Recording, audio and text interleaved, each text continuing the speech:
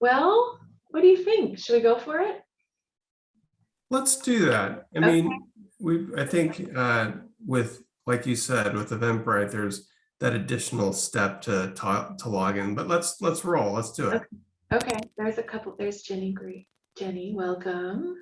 Shelley. Okay, well, welcome everyone to the third webinar in our Leave 10 South Sound series. I'm really pleased to welcome you. My name is Mindy Ruley. I'm the president and CEO of the Community Foundation of South Puget Sound, based in Olympia, Washington, and one of the participants on the Leave 10 South Sound nonprofit committee that has helped to design these webinars. Thank you for being here today. If you don't already know, Leave 10 aims to build stronger communities and transform as many people as possible into philanthropists by educating, inspiring, and encouraging individuals to leave 10% of their estates to charity. And I think you are all here because you are in some role in the nonprofit sector working to encourage that in your own organization. So thank you for being here. We have a poll to get us started to see who is in the room. So there are 6 questions on this poll. So if you can see that, we're gonna just take a few minutes. Yeah, put on your reading glasses. Me too, Rob. Take a few minutes and let us know who you are, and then we'll get started.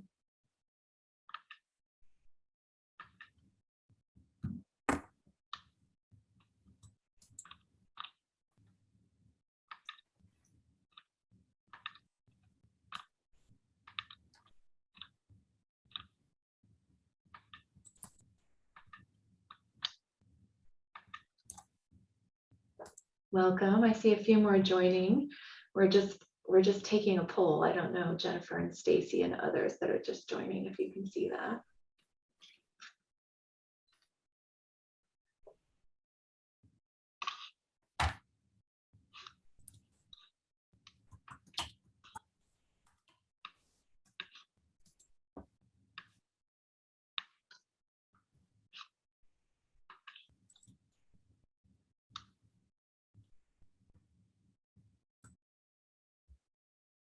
How's it looking, Melissa?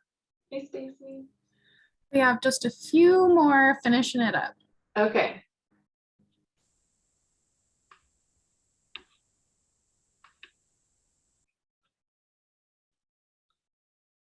Jennifer, I was just telling everybody about the 6-month-long interview process for the symphony conductor for the Olympia Symphony.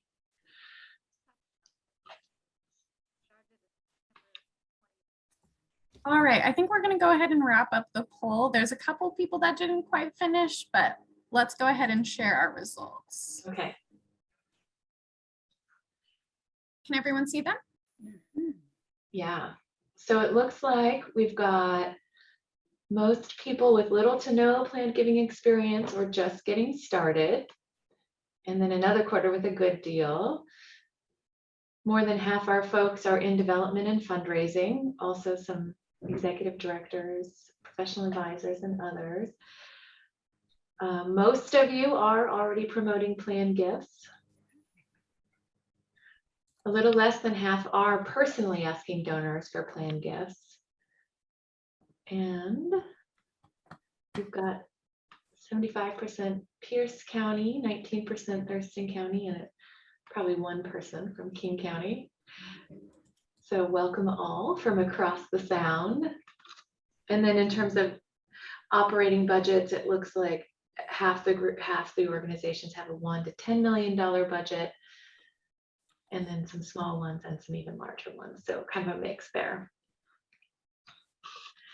Well, I think with that, it's my pleasure to introduce Dean Carrell. So Dean is our lead speaker today. He's my colleague who I've gotten to know on the nonprofit steering committee of Leave 10 South Sound. And if you don't know Dean, he's the foundation director for the Pierce County Library System. He also has a long career in development. He was the vice president of institutional advancement at LeMay, and also spent more than 15 years at Seattle Pacific University, ending in a director of development role. So with that, I am going to hand it over to Dean to talk to us today about stewardship. Thank you so much, Mindy. And what a great way to start stewardship by saying thank you, Mindy. It's because stewardship is all about thank you and relationships. And it's so nice to see in that poll that there was 0% were sure of whether or not they were asking for a planned gifts or not. So everyone's certain, either yes, you are, or no, you're not. No one was unsure, so that's very good. I just want to say thank you again. Welcome today. If you didn't know, it's Friday, May 20th, and it is little known fact, it's Participation Friday, if you didn't know that. So I will be calling on some of you in the screen to participate in the conversation, because this is a presentation via a host with two great friends of mine that are panelists who I'll introduce in a moment. But I view all of you as panelists since you're on the panel in front of me. And I know that you all are involved in fundraising, and I'd love to call on you for input throughout this presentation, or conversation, I'd like to rather say that it is. But let's start out by saying that this is Leave 10 South Sound gratefully acknowledges that this meeting is being conducted on the traditional indigenous lands of the Puyallup people, where they continue to make their home. We want to thank them, and we also want to thank our sponsors. Leave 10 is so grateful to have sustaining partners who have invested in us, and they are the Greater Tacoma Community Foundation, the Community Foundation of South Puget Sound, the Ben B. Cheney Foundation, and Multicare Foundations. So thank you. Again, what a great thing to be able to provide a land acknowledgement and to thank our sponsors, specifically as we're talking about stewardship. So why are we here? Let me reintroduce the topic. So over the past two sessions, if you've been with us, the first session is why even create a planned giving program and how to begin one. We had that session back in January, and our fellow nonprofit fundraiser extraordinaire, Doug Page, was part of that. So thank you, Doug, for joining us today. Our second session was in March, and that was ideas for marketing efforts to build and grow a planned giving program. And now it's time to make an assumption. You've created the program and you're beginning to market the concept, and you're building, growing, and stewarding those planned giving donors, those relationships. And I'd like to stress that in just a moment here. So the nice thing is, whether you're a startup program or a veteran in the industry, the same guidelines to what we're going to talk about today apply, just maybe in different scope. Helping me out today are, like I said, two good friends. The first is Christina Greene. Christina, can you wave your hand, please? Thank you. Christina, she's a major gifts officer for the Pierce County Library Foundation. Christina's worked or volunteered in the nonprofit sector for more than 15 years. Her public relations, event-based fundraising, and roles with nonprofit marketing teams provided Christina hands-on experience in developing creative marketing engagement and outreach strategies. She soon celebrates 3 years at the Library Foundation and is delighted to play a role in advancing the foundation's stewardship of potential Legacy Society donors. So thanks, Christina, for joining us today. Our second panelist is Sherrana Kildun with Tacoma Pierce County Habitat for Humanity. She is their Chief Philanthropy Officer. So Sherrana has been in her role at Tacoma Pierce County Habitat for Humanity for about 3 years, working to inspire philanthropy for affordable housing through fundraising, advocacy, volunteer engagement, and communication. Prior to her role at Habitat, she served with the Greater Tacoma Community Foundation for about 14 years. So Sherrana, thank you so much for being with us today. So what's our format today going to look like? Let me share with you. It'll be a series of questions that we're going to go through for the panelists to kind of chime in on, including myself. I will include my experiences with the Library Foundation, along with mainly experiences that I had with Seattle Pacific University as part of their plan giving team. If we have questions from the audience in the midst of that conversation, you can submit that via chat and we'll pick that up in the thread and try to answer that in the section that we're talking about. So what this is really meant to be is mostly a conversation, hopefully, and not kind of a monologue or a talking head. So again, let's make this conversational. It's Friday. It's going to be sunny this weekend. There's lots to celebrate. So let's get going on to our program, okay? So let's pause right now before we begin. We need to ask ourselves, why are we doing this? And why am I involved in this work? Because our work, if it is to be successful, needs to be super thoughtful in regards to the contact that we're making with people and the relationship that we're making with people. Because we're talking about people. We need to treat them with dignity and respect, not as a number goal. We want to get to know them and communicate with them regularly. So if with that in mind, that's the personalization of the work that we are privileged to do. So my question for our panelists, and myself included, and Sherrana, I'm going to call on you first. What recent thing have you done to personalize your work?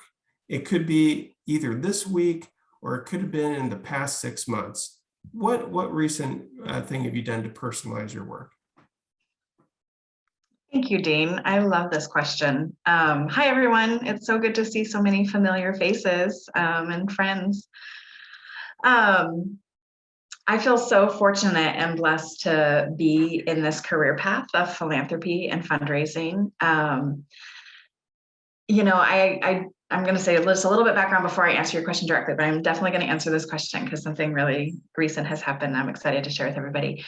But when I started into philanthropy and fundraising, actually it was getting connected to the Community Foundation, whose mission was connecting people who care with causes that matter. And I believe that that's what fundraisers do. That's the essence of what we do, right? Is to tell the story of the mission of the great organizations that we get to work with that really matter in impacting our community.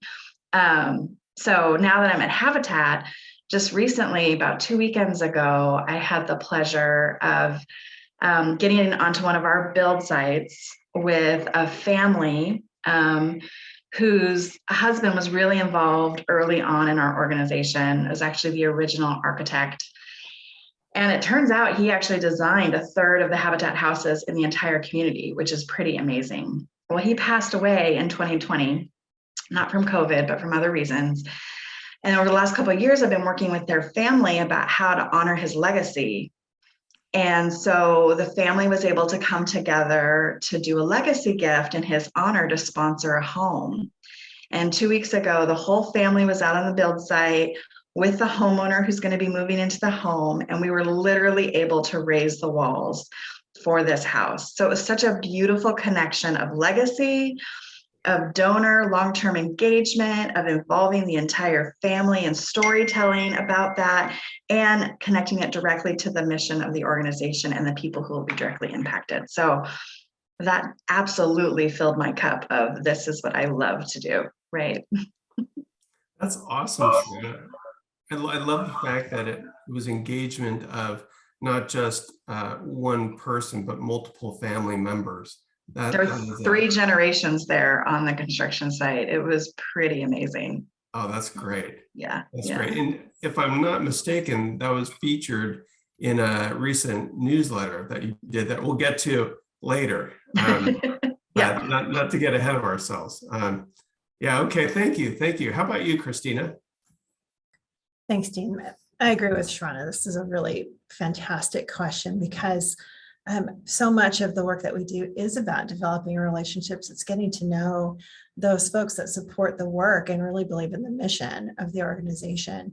And with the Library Foundation, over the past 3 years since I've been here, and then as the 2 years prior that Dean first joined the foundation, we've really been working on personalizing our engagement with the community, really developing relationships with our donors. And I think that our donors have not had that experience before. And so we're slowly making strides and efforts to better get to know them, for them to get to know us. And I can just say that those efforts are beginning to pay off for us. I know that I'm finally able to get in front of some folks and to have some meetings with them and some conversations. People have been donors to the library for years and years, but have never taken the opportunity to sit down with a representative of the foundation and tell us their story. So I'm looking forward to more coming out of that experience and what we're doing to deepen those relationships as we move forward throughout the years ahead.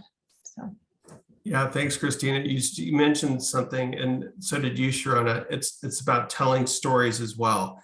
And so for me, the most, not the most recent thing, but a very memorable thing was we have a very kind and loyal donor to the foundation. And she has helped sponsor a couple different giving campaigns that we've had, and she's wanted to remain anonymous. But before she headed down south to a much sunnier climate than here, and much warmer, I said, when you get back in springtime, I would love to take you out to lunch. And she did just that, and we had lunch together, and I was able to thank her for sponsoring these mini campaigns that we were doing. But I also got to plant the seed about planned giving. Now, this is someone who's very capable to provide any type of estate gift that she might want to do. But to be kind of in her mind, to what your point, Christina, it was getting and sitting down with her face to face and having the conversation and getting to know her better. So, that's where the richness of our work gets to come from, I believe. And I hope it is the same for each of you as well. So that is an example of why we're in this work. We're personalizing our work. We're keeping these people in front of us that we're developing relationships with as people, not as numbers, not as a goal, not as some type of notification, but as people and their stories, and we hold them with respect. Let's move on to the next question. And if we talk about personalizing our work, which we should do, we should also focus on the very important thing of operationalizing our work. And to some, that might sound dry. To some, you might geek out on it. Regardless, we need to do that to some level to be successful in our work. So let me bring up legacy societies. Best practice says to create a legacy society because there's a sense of belonging. I mean, we're human creatures. We like to belong. We're not meant to be solo and alone. The questions I have, and when I think about legacy societies, are what to name it, and why did you name it, what you named it, and if you've got one, then what defines the membership, who gets included in it, and what are the features and benefits of being a member. So let's kind of pause there and talk about legacy societies and kind of ask, do you have a legacy society? So again, back to you, Sherrana. Does Habitat for Humanity have a legacy society? And if so, what's the name? Who gets included? Yada, yada, yada. Yeah, we do. Actually, when I started at Habitat in 2019, a lot of work had been done to understand some of the giving tools about plan giving from a staff perspective. And it was even listed on our website of like ways to give, but we didn't have an official legacy society at the time. And so one of the first things I did in that first year was actually lean into updating our gift acceptance policy and really thinking through what are the type of plan gifts that we could accept, what do we have the capacity to accept, who would be our partners for things like a CGA or something a little bit more complicated. Because my belief is I don't need to be an expert in that. I need to know who my partners are, who are experts in that, and make the connection if and when it makes sense for that particular donor. So I was able to identify that in our gift acceptance policy, get that approved by the board, which also started the conversation with the board about the importance of bequests and talking about plan giving and talking about what a legacy society would be. I have to say we didn't come up with a really clever name. It's just called the Legacy Society. You want it pretty straightforward, simple, you understand it. And then some of the benefits, we launched this in 2020 during the pandemic. So we haven't done any events. We haven't done things like that yet. But when we launched it, we actually were able to work with a donor and ask for a match opportunity. So for every new committed Legacy Society member that signed up when we launched the program, that donor was able to donate $1,000 per commitment form.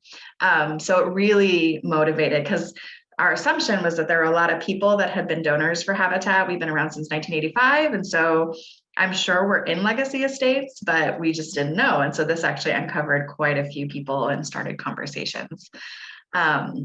So that's how we kind of got started. That was the name of our society. I'm sure we'll talk more about things, but some of the benefits include, we do have special invitations to some of our home dedications and things like that, that they are invited to. We eventually want to do seminars or things more specialized and targeted events, but we haven't gotten that started quite yet, but it is something we hope to do in the future. And then I was trying to collect their stories of all the people who have come through and committed a legacy plan with us. But I have to say I have a lot of shy donors. And so although they are happy with listing their name and they want to support Habitat, when I want to tell their full story, it's a little bit like pulling teeth. So we try to find creative ways of being able to tell those stories, but it still can be a little hard. People like to be private. I'm really glad you mentioned that reality, that our donors sometimes can be rather shy. And I will say, it's so interesting working for the Library Foundation. I was introduced to, as we call it, Library Land, a little over 5 years ago, going on 6 now. And libraries, as we might think about them, they're quiet places, but public libraries are hardly quiet places anymore. But I'll tell you, the people that work for libraries are fairly shy individuals. And amazingly enough, so are their donors. Our donors are remarkably shy. So it takes that extra reaching out to bring them to conversation, to get to know them better. But once that happens, it can be so rewarding. Yeah. So and you know, good on you, Sherrana, for like getting this going at the very beginning of 2020, right? As you know, bad luck? I don't know. I don't think so. Well, I thought about it, and a lot of people with the pandemic are actually kind of thinking about their plans, right? And so estate planning attorneys were getting really busy at the time. So I thought, well, we got to launch this now while people are thinking about it, because we're in a pandemic anyway. So right. I don't know. We've had a lot of free time to do some thinking about very important issues. Yeah. So I'm going to act as a panelist going back and forth with Christina on this one as we talk about the Legacy Society for the Library Foundation. We call it the Memoir Society because what is a memoir? The memoir is something that you write yourself, hopefully no one's writing it for you. You're writing your own memoir and you're writing it while you're alive. you can't write your memoir when you're not alive. That's called something entirely different. So we call our Legacy Society our Memoir Society, and asking people, what is that chapter? What are those final chapters in your life look like? And what are those things that are important to you that you want to mark down and take care of? So that's what we call our Legacy Society. And then Christina and I can kind of pepper off one another of what we're trying to do with them. So Christina? Sure. So Dean, correct me if I'm wrong, but I believe you started the Memoir Society when you joined the Library Foundation. Yes. I planted a flag in the ground and said, we're going to call it this. Yeah. So yeah, I did. Yeah. And so with that, so Dean, you've been with the Library Foundation for just over 5 years. And that inception was about 5 years ago. And then, as mentioned, it will be 3 years for me in another month. And so what I can say is when I first joined the Library Foundation, we did want to promote the Memoir Society. We wanted to invite people into discussion to learn a little bit more. So we, in the fall of 2019, offered a luncheon, and Evelyn participated in that program. But we found that it might have been too soon for some of our donors because they weren't accustomed to hearing from us around this topic. Then the pandemic came along and it gave us pause and an opportunity to rethink, reflect, where do we want to go? And so we just about 2 months ago really formalized where are we going next. As Dean, you started at the top, you said operationalize. So what do we want to promote? What's the message that we want to send? What's the cadence of that communication look like for 2022?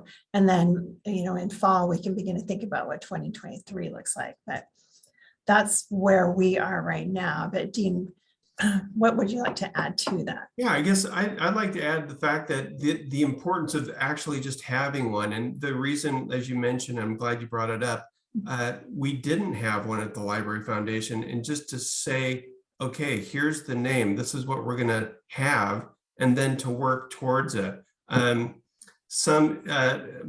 colleague to the north, a gentleman named Ken Riles, who's the executive director of the King County Library Foundation, he jokes with me sometimes, if you get a bunch of librarians in the room, they think they actually have to make the plane before it flies off. He says, no, we're going to build this plane while we start taking off and getting it in the air. And that's called innovation. And I think we need to be mindful of that.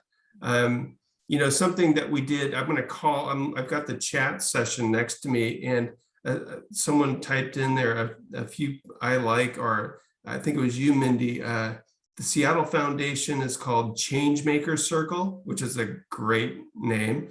And the Bainbridge Island is called, their community foundation is called the Red Cedar Society. Great, that's a great name as well. I'm curious, just, I'm gonna call on you, Doug, because you're right below me, center screen. Doug Page. What's PLU's Legacy Society called? Thank you, Dean. I'm going to turn off my blur background so you can see. I don't know if you can or not, but right here, see it? That's our Harstad Heritage Society. And that image is the first building built on campus. They used to call it Old Main, and then it was renamed, I'm not sure when, it was renamed to Harstad Hall. And Bug, that's BJUG, for those of you who don't speak Norwegian, Bug Harstad was the founding president of PLU. So when I started at PLU, I inherited the Heritage Society. That's what we called it, Heritage Society. And Ed Larson, whom many of you know, did a fabulous job building that program. But Heritage Society, and no offense to you, Sherrana, who said yours is just called the Legacy Society, it's not really exciting, right? So we added Harstad to it, and I like the way it rings, and it's important. And I thought that was important because it represents some history, some PLU history, and we go back 135 years, and that's how it got started. And so we want people to be thinking in terms of legacy. Yeah. So thanks, I Dean. like that's Yeah. I appreciate you saying that, Doug, and I like how you attached how that name attaches to the history of the organization. Specifically the Norwegian heritage. Kan du snakke norsk? Ask, yeah, you betcha. Yeah, sure. Okay. Yeah. Okay. All right. So we've got legacy societies, right? And we understand the importance of them and how we can really kind of wrap around our operationalizing efforts behind that. Let's kind of talk about what those efforts look like. So if we just created this group, how do we start inviting members into it? And if we have members into it, how do we track them? And I'd like to talk about that tracking method right now, and we'll kind of back up. But, you know, there's something as basic, I'm sure development shops, if we were to go back decades and decades, it might have been 3x5 cards or a spreadsheet. And then kind of it launched into then Excel spreadsheets, perhaps. But I'd be curious, how do you track or code current or prospective members? So what are your tools? Do you use a CRM? And if so, what kind? And what codes do you use? I'd like to kind of start this way with myself as a panelist. For whatever weird reason, I've been doing this now 32 years, fundraising, and at every shop I've been in, and it's been 7 shops total, everyone has had Blackbaud Razor's Edge. It's just dumb luck or frustration. I'm not sure which yet. I'm still wrestling with that one. But that has been our CRM. It's been Razor's Edge. And I've been watching that platform develop over those decades to where it's actually quite robust now. And when I came to the Library Foundation, we did have Blackbaud Razor's Edge in a different format. Now we use a web-based format, which I think a lot of us might be privileged to be able to use. But if you could, Sherrana, speak to, especially you, because you kind of built this program up at Habitat for Humanity. What kind of tracking system do you use, and like what's the actual platform, and what are the codes that you might use for prospective members, and once they become a member, how do you distinguish the difference? Yeah, good questions. So we do use Razor's Edge.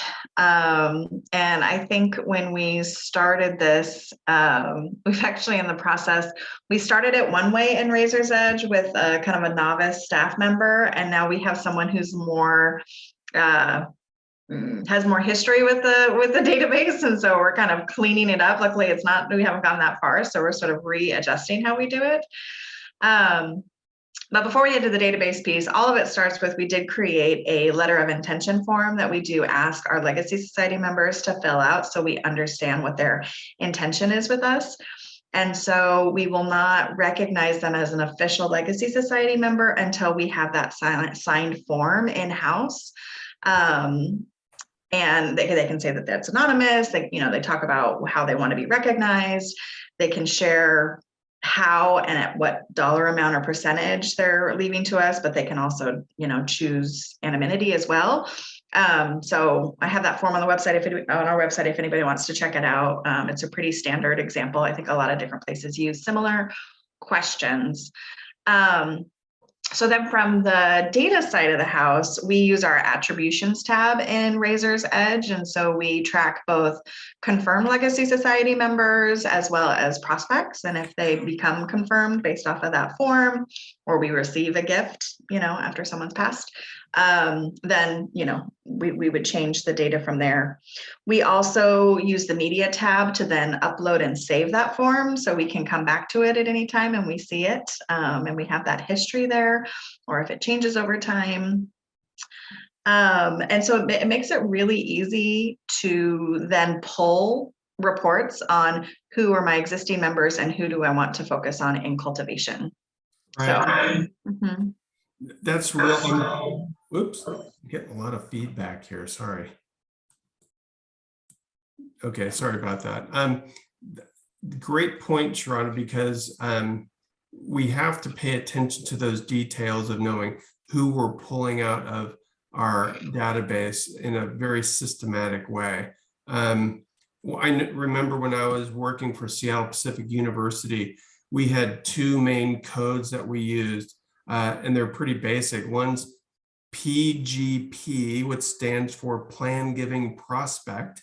And then we had WS, which is their legacy society. It was called the Wellspring Society. So WS stood for Wellspring. And I'm seeing in the chat too, I'm going to call on you, Evelyn, in just a moment to something that you posted in there. But Christina, I wanted to give you the opportunity to talk about how the Library Foundation codes its Memoir Society members, as well as any prospects that we would have. Sure. So similarly to Sherrana, what we do is we have attributes, and that's what we use to code our donors and potential society members. So in our database, we call someone that we assign the attribute of Memoir Society member and the date in which they became that member. And then we have, right now we're using ideals and strongs because we are growing that program. And the concept behind ideals and strongs is who among everyone in our database has propensity and capacity and loyalty to the Library Foundation and might be interested in learning more about the Plan Giving program, the Memoir Society program. So, yeah. Thank you, Christina. I'm going to ask you, Evelyn, you put something in here. There was a thread in the chat going about the use of the word society, and is that out of date or not? And I'm feeling out of date already because we call ours the Memoir Society. But Evelyn, what is the link that you shared from Pantera, and what's the importance of that? I picked up on that question, and I just did a quick search, kind of a Google search on legacy society names. And so honestly, this came up, and Pantera has an article about it. Circles are now a popular thing. Instead of society, you might refer to it as a circle. But that article provides actually some guidance of things to think about. As I kind of look through it, they're named after a person or after an inspiring phrase, like the Carpe Diem Society, the Founders Legacy Society, named after your organization. A lot of them still use society as a name, but they, give some different ideas as to how to approach it. So that was just something that came up for me, and I wanted to share. Yeah, well, thanks for the quick search. And Michael Christensen, Michael, you said you use circles for your public affinity groups. Care to share just a few words? I told you it's Participation Friday. Yeah, sure. Thanks, Dean. So here at South Puget Sound Community College, we opted, and we had a big, long discussion about what we wanted to name each of our different groups. So for instance, we had the President's Club for a while, and we had all these sort of then we had the Legacy Circle, we had the Lifetime Circle, and then we wanted to get something set up with Legacy. And so we had these sort of hodgepodge of all these different terminology, and we started thinking to our donors, unless you were a board member for an extended period of time, what are the chances that would actually resonate with you, or you would connect or be able to attribute, hey, that's what this thing is. And so we decided we wanted to go with a more, again, I guess, tame option, as Doug was sort of alluding to, but we have the the Lifetime Circle, we have the Legacy Circle, and then we have the Leadership Circle. So our Leadership Circle is specifically for our folks that contribute more than $1,000 annually. So that's just traditional annual giving. And then we have the Lifetime Circle, which are for folks that have contributed more than $25,000. There's some discussion about whether or not that is the right number. That being said, once you've created a number, it gets really entrenched. And so as a result, that's where that kind of comes in. But that's a topic for a whole nother discussion. And then finally, the last one is our Legacy Circle that we started 2 years ago. So got it. And I'm a quick study here, Michael. All three start with the letter L. That was very intentional. Yes. Yeah. So you do not code them LC in your database, right? That is correct. Okay, got it. Well, thank you, Michael, for participating with us. Let's talk about acknowledgement, because if we've got, now that we've had our society, our circle, our acknowledgement, our group here, and we want to, now we can pull whether or not they're prospective members or they are now current members. How do we acknowledge them? And I'm gonna need to just switch my screen and kind of look at this.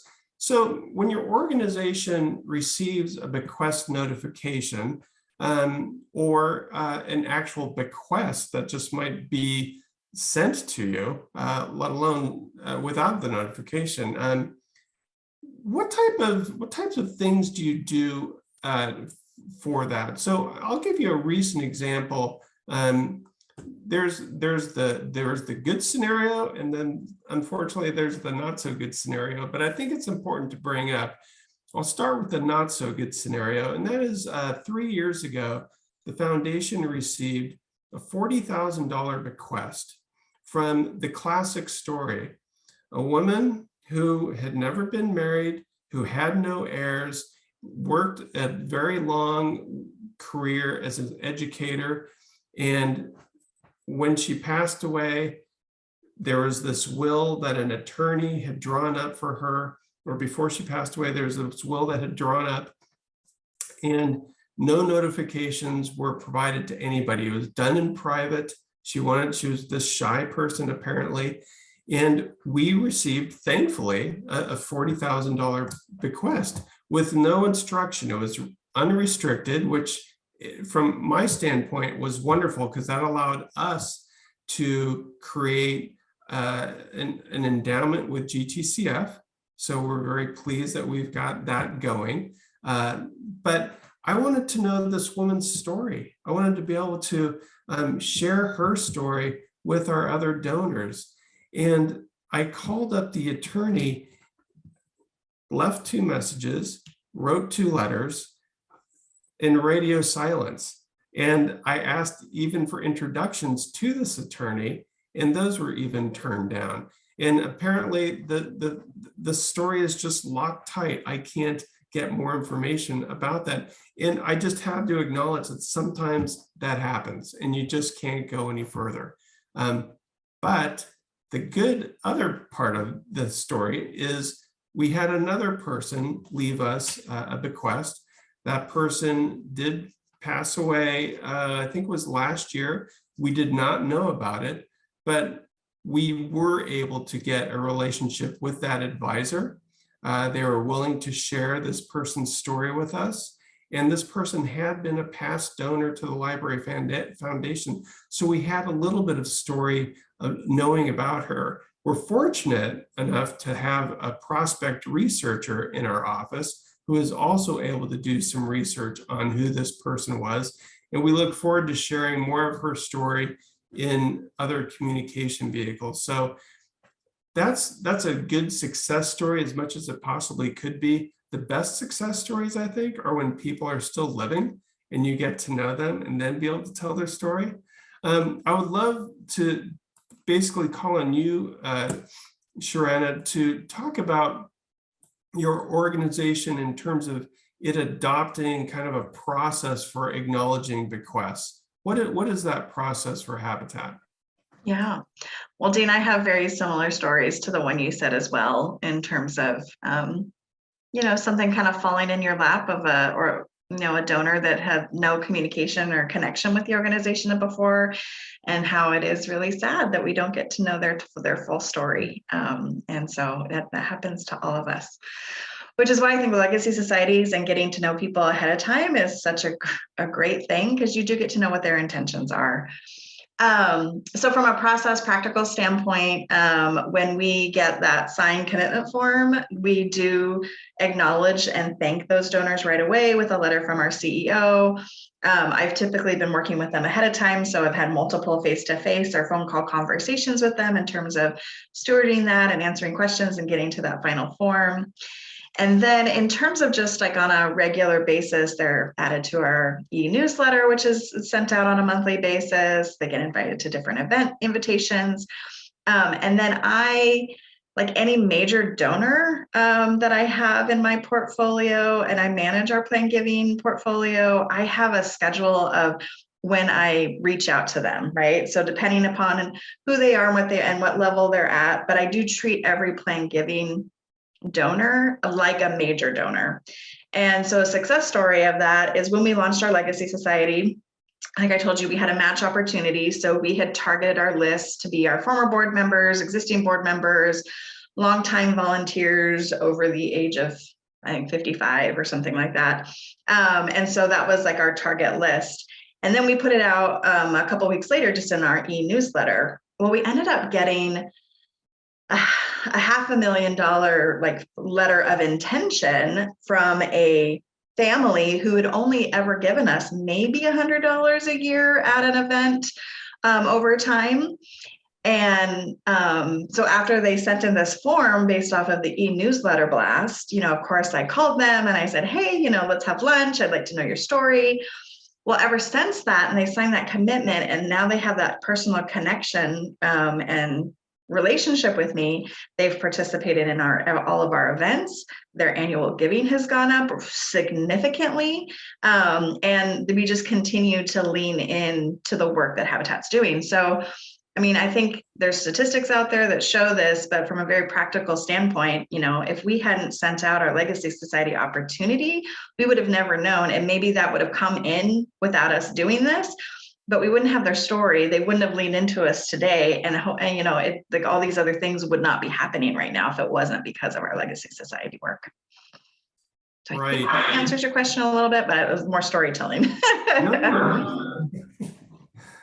No, thank you. Thank you, Sherrana. No, that's important. I think we're all probably pretty good storytellers who are on the screen right now. And I'm going to kind of riff a little bit back and forth with Christina on this part of it, because so we talked about the Library Foundation as kind of putting a stake in the ground and saying we're going to start a plan giving program that started when I arrived, and calling it something, the Memoir Society.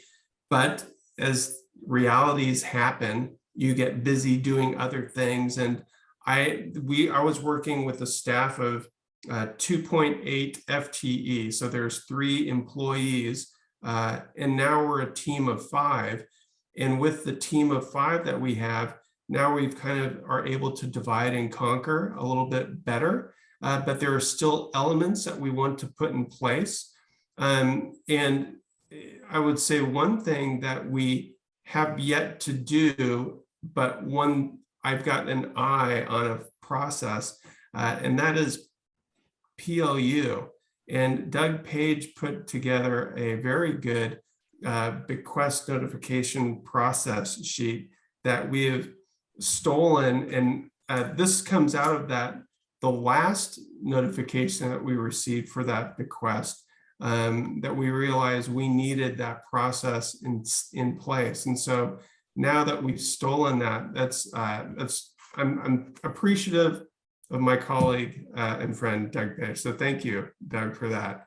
I'm mentioning a few different documents here. At the end of the session, we will send an email to each of you showing these different documents that we're referencing. I've got a couple screen shares that I'll show in the remaining time, but I just wanted to let you know that we will collaborate them, or we will put them together and send them out to you.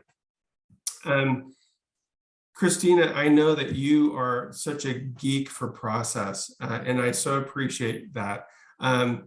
With that acknowledgement piece of it, did I miss anything of kind of our history as we're developing our program? No, I think that you've accurately captured where we've been and where we're going, Dean. And I'll just add that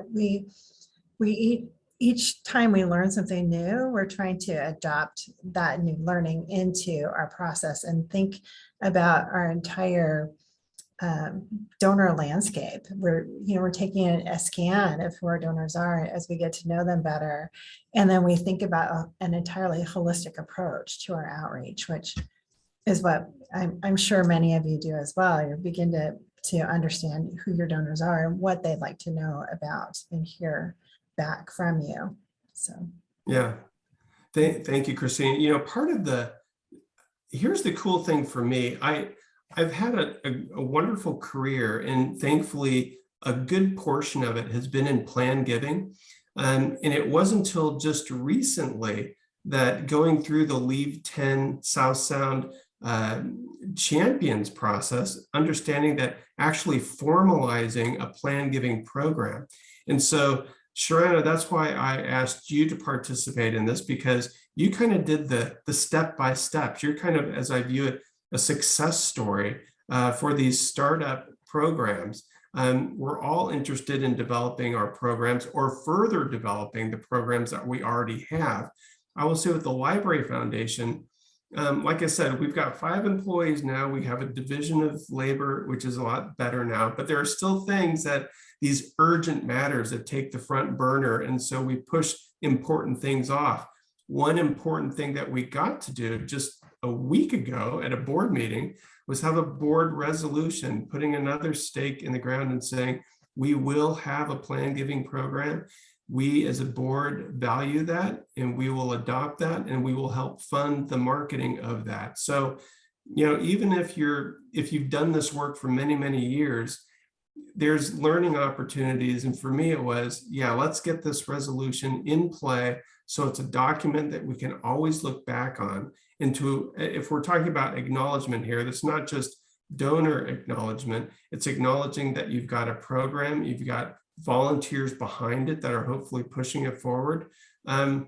Let's talk about the importance of not just acknowledging the donor, but acknowledging the other folks that are involved in the process. So there might be a professional advisor that is part of the communication plan there. There's also potential family members. So Sherrana, you mentioned there was a family that you got to be involved with, 3 generations. And I'm going to come back to that in a second. But I think it's important when we talk about stewardship to really think that it's not just with that one individual, it's who helped that individual out. And I had good conversation just yesterday on screen as we were kind of preparing for this, that it's those advisors that are helping either with the estate planning process that we can become and get into a relationship with. And so the relationship with them goes beyond that one instance with that one particular donor. Now this professional advisor knows you and your organization's story, and now they have that information to hopefully share with other future and potential people that are interested maybe in like valued missions of your own organization. So there's a beauty there. There's a wonderful cycle that's involved there. And I know that's what Leave 10 is all about with the work that we're trying to do, is to get in relationship with those advisors as well. Now with family members, that's a seat of honor to be able to sit at the table with family members as well. And if you're lucky enough to be able to have that opportunity, that's not anything you easily forget. I'll share a brief story of a time when I was with Seattle Pacific that I got brought to the table, which I thought it was just a table of one, myself and this gentleman, to talk about plans that he had for his estate. When I arrived, it was his wife, which I was pleased. I was pleased that they're married. Good. They should both be at the table. But then also his 2 adult daughters as well. And he did not give me any notice about that. So I was a little nervous because I knew where he stood with what he wanted to do, but I had no idea about, did he already share this with his wife and with his adult daughters? And he hadn't, which was interesting. So I knew part of the story going into the meeting. He shared the entire story of what his wishes would be. And we had a very positive but colorful conversation. Like, you plan on doing what? But I'll tell you, he passed away slightly before I left Seattle Pacific University, but I was still able, because of that meeting, able to maintain relationships with his daughters primarily. And they have become really wonderful donors to Seattle Pacific University. So that happened to that extent. That happened once with me, but I'll never forget that moment. It was just it was a beautiful moment to help build that relationship between not necessarily me and those adult daughters, but for the organization. Because when I left, that relationship continues with the organization and with them. And Sherrana, I was wondering if you could talk about to that 3-generation family. I mean, talk about a seat of honor that you have in particular now. Can you talk about that a little bit? Yeah, absolutely. Well, this estate gift and legacy opportunity was a little bit different than your traditional, plan giving or will or bequest, as the decision was made after he had passed away. But it was definitely, I got to sit down with his wife and his son and daughter, so the 2 generations, to talk through how to honor their dad. And so it was both a cash donation at the time. I think from some of, when he had passed, some of the inheritance and things that were going on, and then the engagement with the entire family. But I've had other experiences too when I was at the Community Foundation, is when you're able to really sit down with not only that one person, but multiple family members, at least the husband and or the partners, it just creates such a more meaningful discussion and dialogue when you're really talking about their family philanthropy. And it's a bigger holistic conversation and dialogue about what they care about and what impact they want to make in the community. And then it just strengthens the relationship that they have with the organization and with you as a philanthropy officer. So, I really encourage, don't be scared of those conversations, because it's just getting to know people. Here at Habitat, I only have 4 FTEs in my department, and we do all of our advocacy work, all of our grant writing, all of our communications, all of our volunteer engagement with 1,500 volunteers a year. So plan giving, I don't have a lot of carve out time to dedicate towards this, like most of us do here. So I appreciate, Dean, when you said earlier, like, this is Habitat's a model for this work. We don't have a plan giving officer. It's my extra time when I put into it. But I honestly don't see it as extra time. I see it as every potential major donor or long-term volunteer of our organization. You always need to bring in the discussion of legacy planning, and it can be done in a very simple and easy way. I think Rick actually taught me this, how it's, some of our families do this to support our organization, and that storytelling of how other people are helping and supporting the organization, I have found, has always kind of opened people's minds to, oh, I hadn't thought about that before. I just kind of assumed I would leave everything to my children.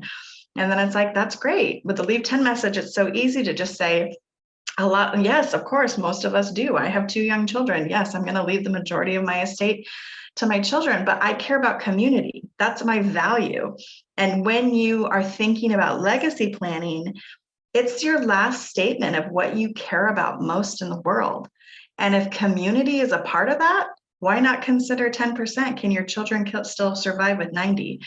So all that to say, I think all of us, you don't have to be super, it doesn't have to be Doug Page's amazing program. I mean, that's something to aspire to, right? It's like these baby steps that we can do and to like infuse the conversation, to inspire the work of our donors, to give examples of what other people do and just see what blooms, right? That's awesome. I so appreciate that story. And, you know, I'm going to tie a couple things together. We as development professionals, it's our job to steward the resources that we have. And one important resource that we can't buy back is time. And so it's how we kind of place our priorities in our day. We've all heard the stories how it's so easy to put efforts for a plan giving program on the back burner. And I admitted that I've done that as well, just because there are some very urgent fires to take care of. But if there's a daily discipline, I call it a long discipline in the same direction, if we can continue that, things can really bloom and blossom. We're all storytellers. So let's talk about storytelling, you know, the messaging of what we do.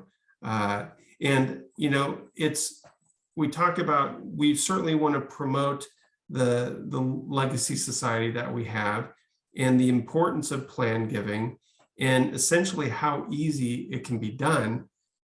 But it's how do we do that? With what vehicle? Is it a hard newsletter that gets mailed out to a household? Is it an e-newsletter? Is it an email? Is it just picking up the phone or having a meeting? Or is it an event? You know, I'd love to hear what some ideas that people are doing. I'm going to speak to, after the other two panelists, Christina and Sherrana, talk about this, I'm going to speak from the Seattle Pacific University's perspective and what we did. Christina, talk about what we're doing at the Library Foundation in this respect. Sure. First of all, I'll say, Sherrana, I really appreciate your comments because I find myself inspired by that because as we've heard, you know, we planted a stake in the ground about 5 years ago and then we're on pause and now we're launching. And so there's encouragement and knowing you have to start somewhere. And so I really appreciate that. And that's kind of where I think we are. We are starting at this point to think about what that outreach looks like. So Dean and I sat down together, we put together a communication plan and strategy, and we're thinking about all of the avenues that are available to us right now in the Library Foundation. So we've done a combination of some direct mailings and some email marketing and newsletters. Many of our donors do not have email addresses, especially some of the older folks that are in our database or donors to us. And so we have to think a little differently about how we communicate, and we have a mixed medium approach. We're also trying to think about significant milestones or markers in plan giving work. So for example, National Estate Planning Awareness Week in October. How do we build a message around that national estate planning work? How do we work with the library and their communication team to more broadly share the message of the opportunity for them to deepen their relationship with the library and give a lifetime gift? And so we're just, that's where we're starting. We have invitations to events listed as a benefit, but we don't currently have any events planned, and that's in future. As I mentioned, we did have a luncheon in 2019, but that was, again, too soon for our folks. So again, it's about how do we begin letting people know this opportunity exists and just finding ways to pepper in that message throughout the year. Yeah, I think you pointed out something really good, Christina. That's looking to the calendar to help inspiration and kind of drive some energy. So August, I believe, is National Make a Will Month. Nice plug, by the way, for National Estate Planning Awareness Week. Mark it on your calendars, October 17th through the 23rd, and more to come on that. But how we communicate, it can be really challenging. So like one thing that's on my task list is that we mailed out to a group of about 50 individuals to bring notice and bring forward to the idea that, hey, there's this thing called plan giving. There's this thing called a bequest. There's a thing called a conversation that we can have about that. And now I'm following up with those individuals. Easy, more direct, it's direct, but it's like a follow-up email if we have their email addresses, but then it's picking up the phone if we don't have those as well. But gaining access to begin that conversation with them. So yeah, using the calendar is a big piece of that.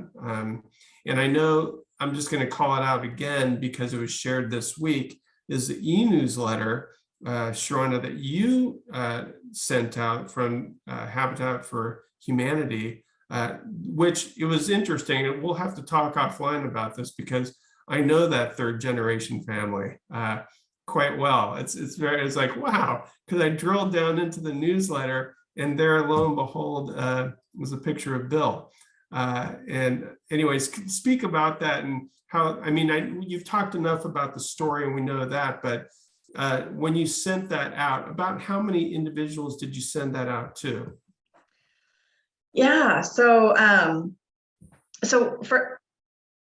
going to answer that question, but first I'm going to go back in terms of our overall communication strategy and where we infuse the legacy discussion or bringing up planned giving. So like many of you, we have a multi-channel communications plan, and we try to infuse planned giving in all of those. So it's even on our like event gift cards, you know, a question that says, would you like to talk to us about planned giving? And at my last luncheon we did in March, I had 7 people check that box that I've been able to follow up with. First with emails and then with phone calls. Not all of them have come through to fruition, but it was 7 new people that I had no idea were even considering leaving us in their estate or wanting to learn more about estate planning. So that was really exciting.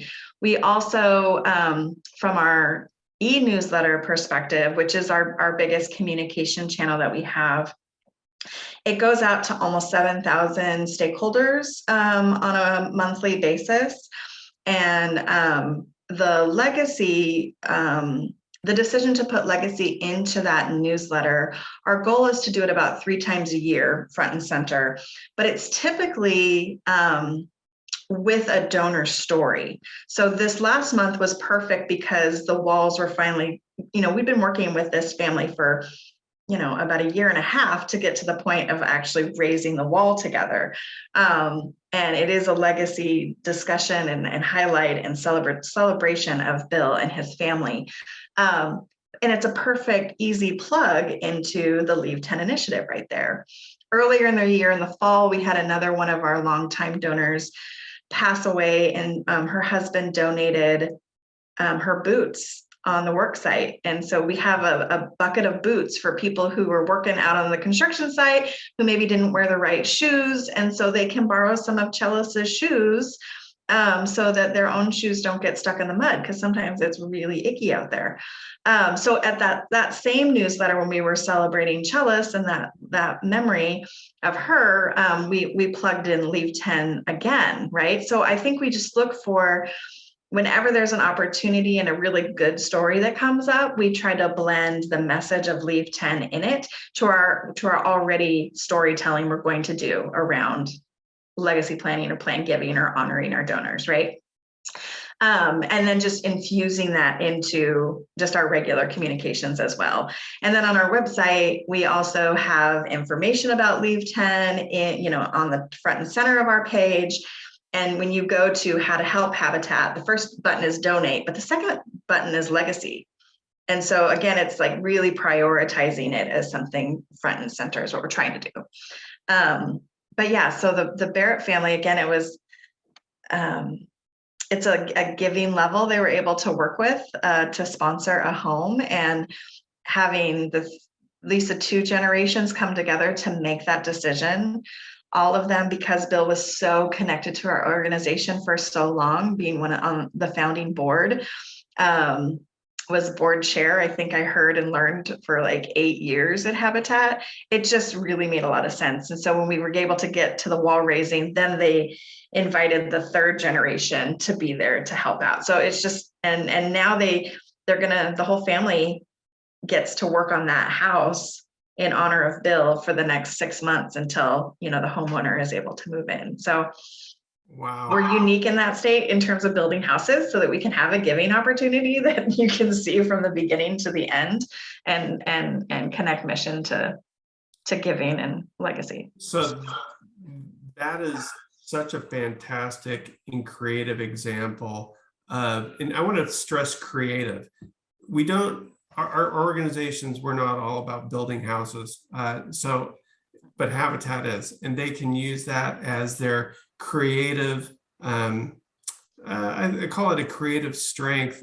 We all have the capabilities within our own organization. Is what is that one thing that we're doing that we can kind of dive into and create something really meaningful for those donors that we're working with. And the fact that you boy, talk about donor love. You know, and that's such it's inspiring, quite frankly. It's a way in which we can develop that personal relationship. My guess is, you know, and this is something I wanted to point this out. That is a long-term relationship with the organization. And you got to be a part of kind of like the final part of that with Bill's life, but there's the next generation. And you'll knowing who Chris is, and hopefully you'll get to be a part of that relationship, his son, maybe his daughter too. Just that's the type of opportunity that we get in our work. And I'm not going to bash other disciplines of our profession, but I will say we are in a seat of privilege as plan giving professionals, because we can develop relationships with people for the long haul if we stay in our organizations for a while. And it's interesting too, if you move from one organization to another, there still is that opportunity, if that relationship was authentic, to carry that relationship somewhere else. Or even if it doesn't transfer, you're still in a relationship with that person. And that's kind of the authenticity of this work that we do, which is really, I think, very special. Let me move into kind of a final question. And, you know, I'd love to hear from others on the screen as well.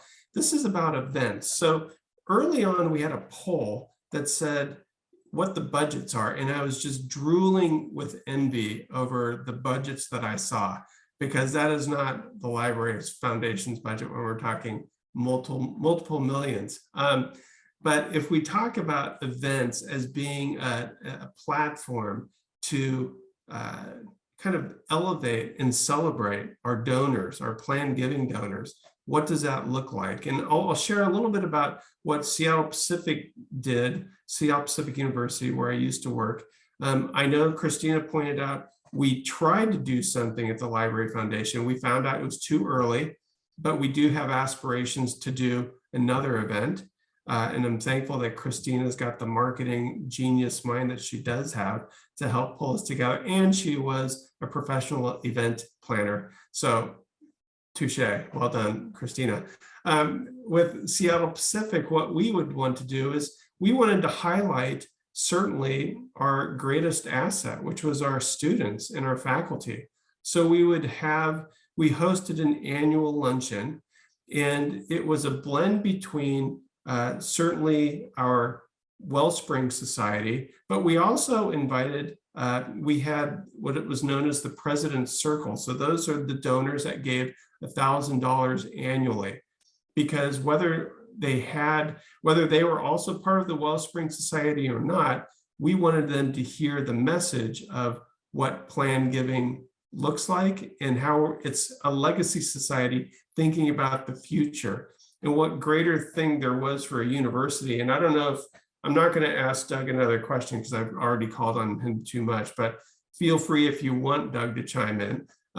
But when you elevate a student, they're between 18 and 22, and you talk about the future that's ahead of them, that's a great story to talk about, especially with the dreams and hopes that they have for their lives. Then you fast forward, maybe it's 20 years, and you have a professor who is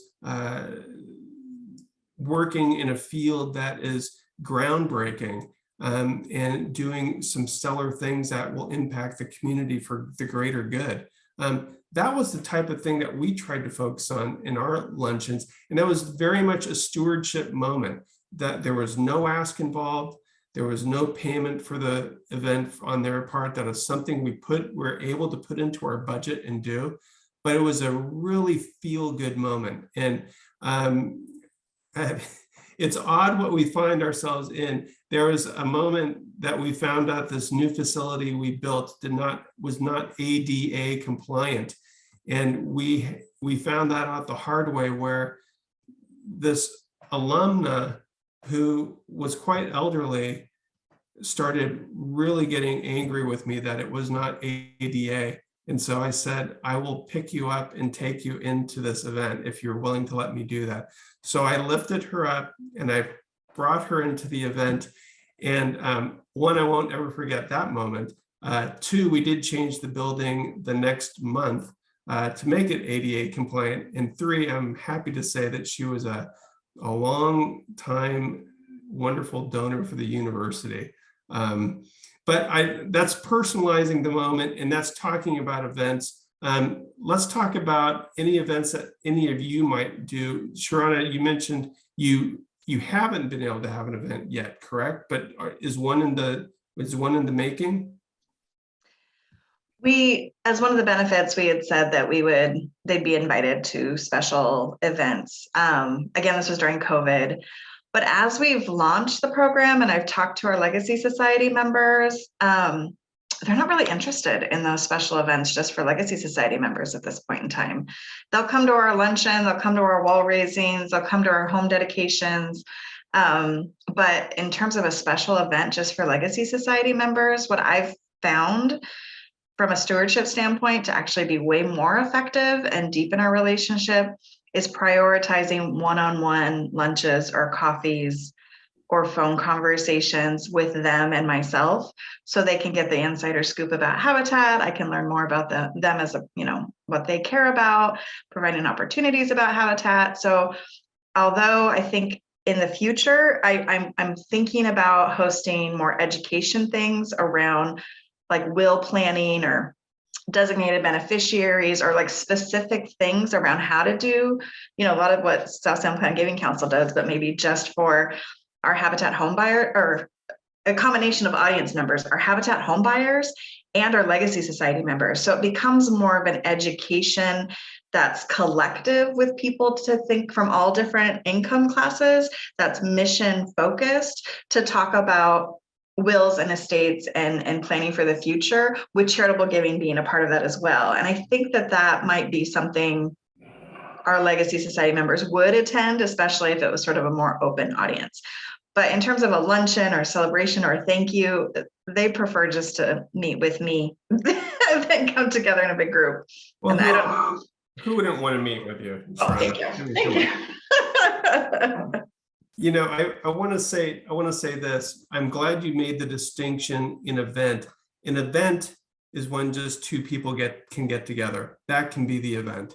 And I personally lean that way. If I show up at a party, I'd like to meet one person and go off and have a conversation with them for a half hour. That's just how I roll.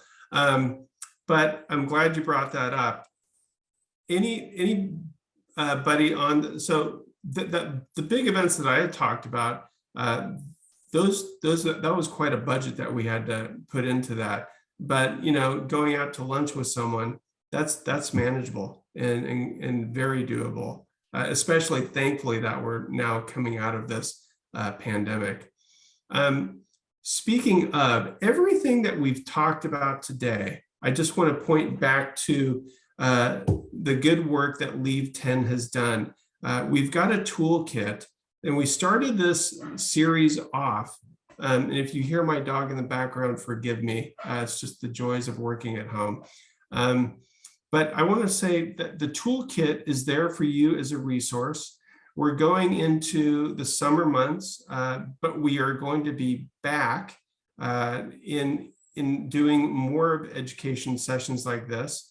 But it started when we had our philanthropy summit in September of last year.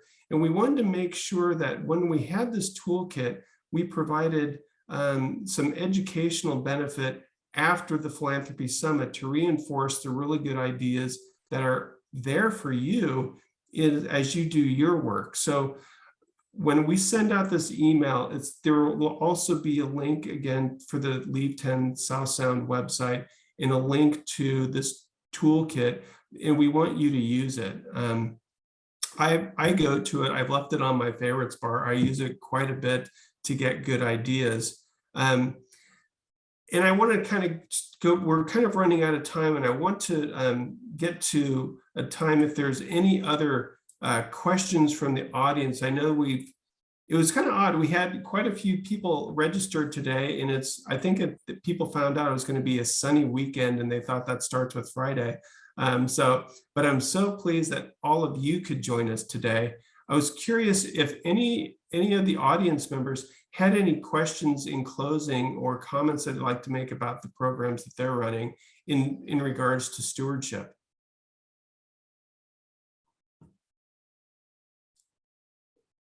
And I'm not seeing any raised hands. I've left the YMCA. Hi, Dean. Hi, everyone. It's so good to see all my colleagues here. I just want to mention a couple stewardship moves that I'm still using as a bank employee.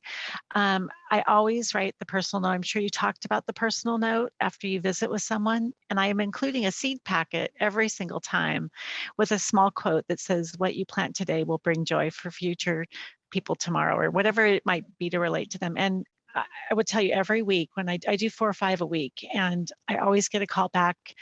The other thing I'm doing is if I walk into an area that I know that person has funded or supported, I call them at that moment.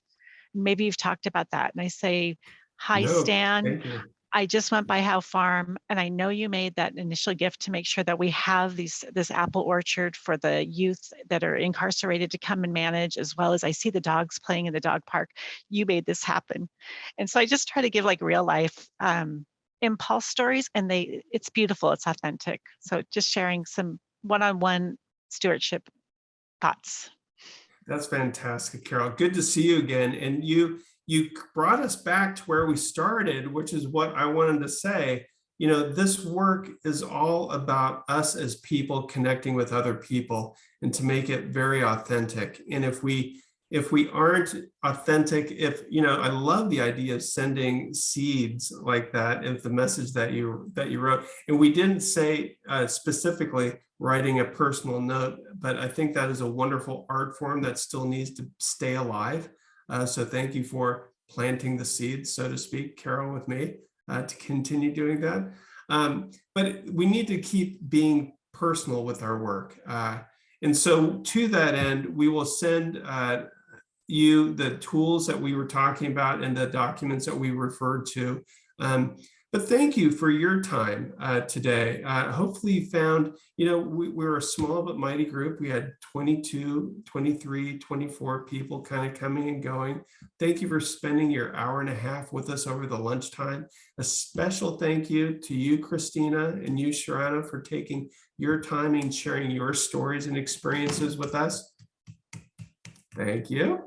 And again, look for more events to come in regards to the toolkit and what we're trying to promote with Leave 10. Thank you again to our sponsors, and thanks for joining us today. All right. Take care and have a wonderful weekend. Thank you, Dean. Thank you, everyone. Bye.